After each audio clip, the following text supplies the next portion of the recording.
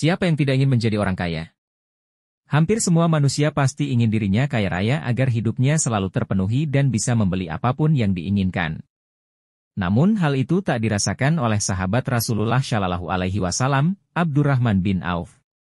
Abdurrahman bin Auf dikisahkan sebagai orang kaya raya yang ingin menjadi miskin, namun gagal. Sebagai sahabat Nabi, dia sangat senang sedekah. Kebiasaannya itu dilakukan karena dia khawatir jika harta bendanya bisa menjadi beban di akhirat. Abdurrahman bin Auf lahir di Makkah pada tahun ke-10. Tahun Gajah atau tepatnya pada 581 Masehi, Abdurrahman digambarkan sebagai sosok yang lebih muda dari Rasulullah. Nama asli Abdurrahman bin Auf adalah Abdu Amru. Lalu Rasulullah menggantinya menjadi Abdurrahman. Ia mendapatkan hidayah dari Allah Subhanahu wa Ta'ala 2 hari sesudah Abu Bakar As-Siddiq masuk Islam. Seperti orang-orang yang pertama masuk Islam, ia juga tak luput dari siksaan dan tekanan dari kaum kafir Quraisy.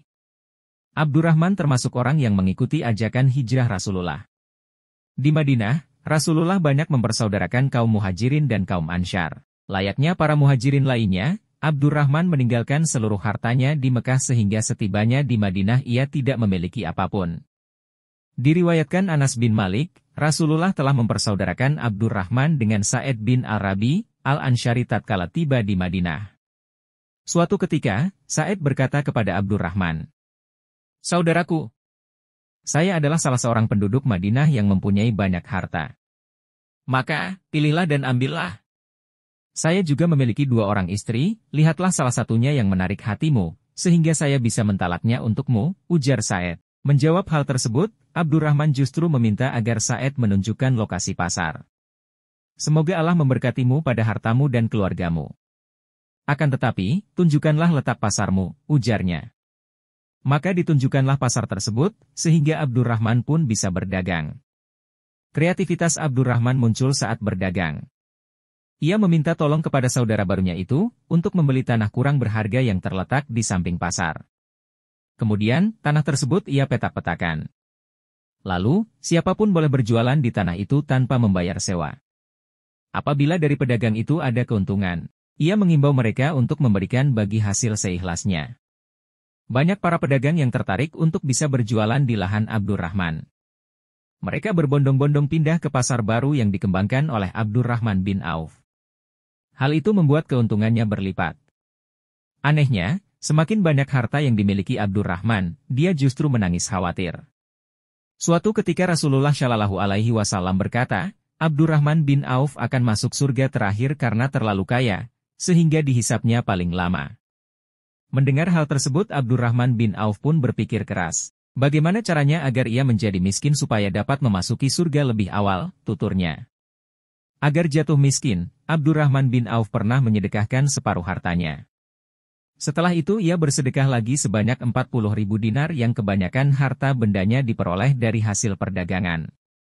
Abdurrahman bin Auf juga diceritakan pernah memberikan 200 ukiah emas, 1 ukiah setara dengan kurang lebih 31 gram, untuk memenuhi kebutuhan logistik selama Perang Tabuk. Saat ada seruan untuk berinfak dari Rasulullah Shallallahu Alaihi Wasallam, ia tak pernah berpikir panjang dan ragu-ragu.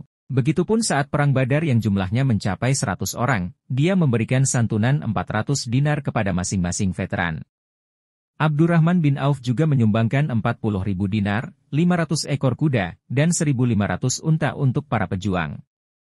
Tidak hanya itu, dia juga pernah bersedekah dengan cara membeli kurma yang hampir busuk dari para sahabat di Madinah. Semua pedagang bergembira karena kurma mereka bisa dijual, begitupun Abdurrahman bin Auf yang senang dan berharap akan jatuh miskin. Namun, tiba-tiba ada seseorang yang datang dan mengaku berasal dari utusan Yaman.